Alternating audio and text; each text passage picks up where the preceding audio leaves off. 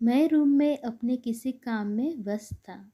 तभी किचन से अपनी माँ और बीवी की आवाज़ सुनी। मेरी बीवी माँ को खड़ी खुटी सुना रही थी शायद। माँ ने दूध फ्रिज से बाहर रख दिया था, जिससे दूध फट गया था।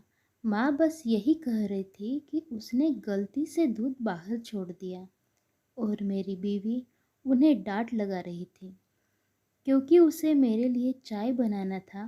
पर दूध फटी देख वो बौखला गई थी। मैं ये सब सुन रहा था, पर काम में व्यस्तता के कारण अपने काम में लग गया। ये कोई नई बात नहीं थी।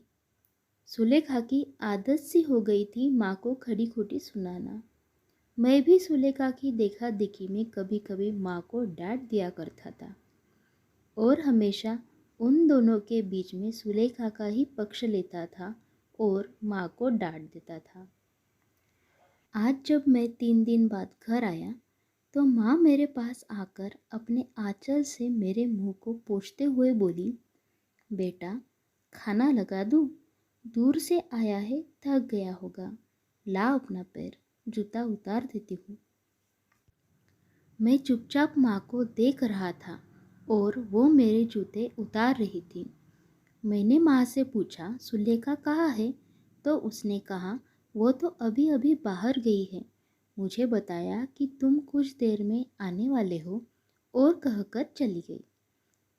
सुलेखा अपने माँ को देखने गई थी। उसने मुझे पहले ही बताया था उसके माँ की तबीयत खराब है, पर मुझे समझ में नहीं आ रहा था कि वो मेरे साथ भी तो जा सकती थी। मैं 3 दिन बाद आया हूँ, पर वह मुझसे मिलने को भी नहीं रुकी। यही सब मेरे दिमाग में चल रहा था। तब तक माँ ने खाना लगा दिया था। माँ ने मुझे आवाज़ दिया, बेटा मुँह हाथ धो लो, खाना लगा दिया है। मैं खाना खा के बिस्तर पर लेट गया, पर नींद नहीं आ रही थी। मन में बस एक ही बात चल रही थी कि सुलेखा अपने माँ को देखने की जल्दी में मुझसे मिले बिना ही चली गई, और मैं उसके चलते अपने माँ को हमेशा डांटता रहता हूँ। लेकिन माँ उस बात को लेकर कभी भी मुझसे या सुलेखा से कोई नाराज़गी नहीं जताई थी। वो बस सुनती और भूल जाती। लेकिन ये बात मेरे मन में घर कर गई। सारी रात मैं बस माँ के बारे में सोचता रहा। आखिर क्यों वो अपनी बेइज्जती बर्दाश्त करती है? आखिर क्या है वो चीज़ जिसके चलते माँ मुझसे इतना प्यार करती है? क्यों हमेशा मेरी चिंता करती है? क्यों वो सुलेखा की बातों का जवाब नहीं देती? क्यों क्यों और न जाने कितने ही क्यों मेरे मन को झकझोर रही थी। मैंने सुबह माँ को सबसे पहले यही पूछा, आखिर कौन सी बात है जिसके चलते तुम इतना सब सहती हो और उफ तक नहीं करती? मैं माँ की बातों को सुनकर दंग रह गया।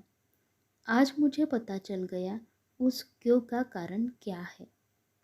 माँ ने बहुत ही सहज भाव से कहा था, पर उनकी वो बातें मुझे आज सच में रूबरू करवा गया। उन्होंने कहा, बेटा अब मेरी ज़िंदगी तो कट गई, बस तुम्हारी चिंता हमेशा सताती रहती है। मैं तो 2-4 दिन की मेहमान हूँ, पर मेरे चलते तुम दोनों में अनबन ना हो, यही भगवान से दुआ करती हूँ। तुम दोनों खुश रहो, आबाद रहो, इससे ज़्यादा एक माँ के लिए क्या हो सकता है?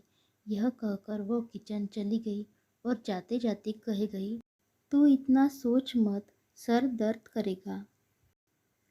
मुझे मेरे सारे क्यों का जवाब मिल गया था। ये सब माँ की ममता ही तो है, जो अपने दुख को भुलाकर अपने बेटे के सुख की दुआ करती है। ये माँ की ममता ही थी जो मुझ जैसे पापी को भी मिल जाती है। यही एक ईश्वरीय वरदान है जो हर किसी के नसीब में होता है। बस मेरी तरह कई ऐसे हैं जो उस ममता की कीमत नहीं जानते।